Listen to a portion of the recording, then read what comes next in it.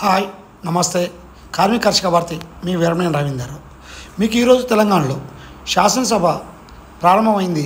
దాంట్లో జరిగినటువంటి వాడివేడి చర్చకు సంబంధించి మీకు వివరిస్తున్నది. తెలంగాణ వ్యాప్తంగా అనేక మంది వరద బాధితులు, మరొక వైపు రైతులు యూరియా కొరత, ఈ రెండింటికి సంబంధించి ఈ శాసనసభలో చర్చ జరుగుద్ది అనేటువంటి ఆశతో ఉన్నటువంటి ప్రజల యొక్క ఆశ నిరాశ చేసినటువంటి ఈ తెలంగాణ రాష్ట్ర ప్రభుత్వానికి కాంగ్రెస్ రేవంత్ రెడ్డి ప్రభుత్వం మీద నమ్మకం లేకుండా ప్రజల్లో పోయిందనేటువంటి విషయాన్ని మనందరికీ అర్థమవుతుంది. తెలంగాణలో అతలాకుతలం అవుతున్నటువంటి అనేక సమస్యలను పక్కన పెట్టేసి ఇప్పుడు వారికి కావాల్సింది కాళేశ్వరం రిపోర్ట్ వచ్చేసింది. రిపోర్ట్ ఎక్కడ పోతుంది?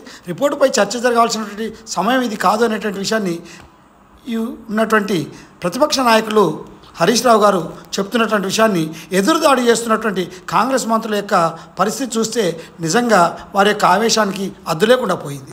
శాసనసభ సమావేశాలు జరుగుతుంటే అధికార పక్ష దాడికి ప్రతిపక్ష నాయకుడిగా ప్రతిపక్ష పార్టీలో ఉన్నటువంటి మాజీ మంత్రిగా ఉన్నటువంటి హరీష్ రావు గారు మాట్లాడుతుంటే తట్టుకోలేక అనేక మంది మంత్రులు ఎదురుదాడి చేయటం, ఇవాళ రైతుల పరిస్థితి యూరియా గురించి మాట్లాడితే ఎదురుదాడి చేయటం, వరద బాధితుల గురించి మాట్లాడితే ఎదురుదాడి చేయటం, చివరికి మంత్రులే కాదు స్పీకర్ యొక్క అసహనాన్ని స్పీకర్ గారు కూడా మాట్లాడే విధానం చూస్తే కూడా ప్రజల్లో ఒక చర్చకు వచ్చేసింది.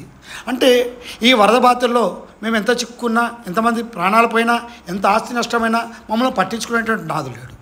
రైతులుగా మాకు కావాల్సినటువంటి కనీసం యూరియా దొరకకపోయినా ఆ యూరియాకు సంబంధించినటువంటి విషయంలో ఎవరు మమ్మల్ని పట్టించుకోకపోవటం అనేది విషయాన్ని వారు అడుగుతారనేటువంటి ఆశతో ప్రతిపక్ష నాయకులు అడుగుతుంటే కూడా అనేక మంది మంత్రులు ఎదురుదాడి చేస్తూ ఏదేమైనా కాళేశ్వరం సంబంధించిన విషయం కోసమే మేము అసెంబ్లీ సమావేశం పెట్టాము అనేటువంటి మాట మాట్లాడుతున్నటువంటి పరిస్థితి ప్రజలకు ఒక మంచి సంకేతం కాదనేటువంటి విషయాన్ని ఇవాళ చెప్పగానే చెప్పబడుతున్నారు. కేసీఆర్ గారు అసెంబ్లీకి రారు, రేవంత్ రెడ్డి గారు ప్రజలకు కావాల్సినటువంటి సమస్య పరిష్కారం చేయరు. ఎవరికి మమ్మల్ని పట్టించుకునే వాళ్ళు ఏ దాడి చేస్తున్నారు, ఎవరికి మమ్మల్ని పట్టించుకునేటువంటి వాళ్ళు రాజకీయ విమర్శలు, రాజకీయ దాడులతోటే ఈ యొక్క సమావేశాలు పోతాయా? కేంద్ర ప్రభుత్వం మీద రాష్ట్ర ప్రభుత్వం, రాష్ట్ర ప్రభుత్వం మీద కేంద్ర ప్రభుత్వం, ఇవాళ ఎవరు ఏది చేసినా మమ్మల్ని పట్టించుకునేటువంటి నాదుడు ఎవరు అనేటువంటి పరిస్థితి ఇవాళ చూస్తున్నారు. భారతీయ జనతా పార్టీ కాళేశ్వరం మీద చర్చ జరగాల్సిందే, కానీ ఈ యొక్క రైతులకు కావాల్సిన యూరియాకు సంబంధించిన విషయం కానీ, వరదలో అనేక మంది నష్టపోయి తెలంగాణ అతలాకుతలం అవుతున్నది, వారికి సంబంధించిన విషయం కూడా మాట్లాడాలనేటువంటి భావన ఉన్న అక్కడ అధికార పక్షం దాడులతోటే ఈ యొక్క సమావేశాన్ని ముగించేసి మేము సమావేశం ఏర్పాటు చేశాము అనేటువంటి చెప్పుకోవడం కోసం చేశారు అనేటువంటి విషయం ప్రజలకు ముందు తీసుకొస్తున్నటువంటి. మరొక వైపు కేంద్ర ప్రభుత్వం ఎన్ని నిధులు ఇచ్చినా, కేంద్ర ప్రభుత్వం రాష్ట్రానికి ఎంత సాయం చేసినా సాయం చేయట్లేదని చెప్పడం, యూరియా కొరతకి కేంద్ర ప్రభుత్వమే కారణం అని చెప్పడం, అంటే ఇది ఏది ఏమైనా ఎవరికి వాళ్ళు దాటవేసే ధోరణి తీసుకొస్తూ అనేక ఉదాహరణలతో మన నిర్మలా సీతారామన్ గారు చెప్పినా పట్టించుకునేటువంటి పరిస్థితి లేదు.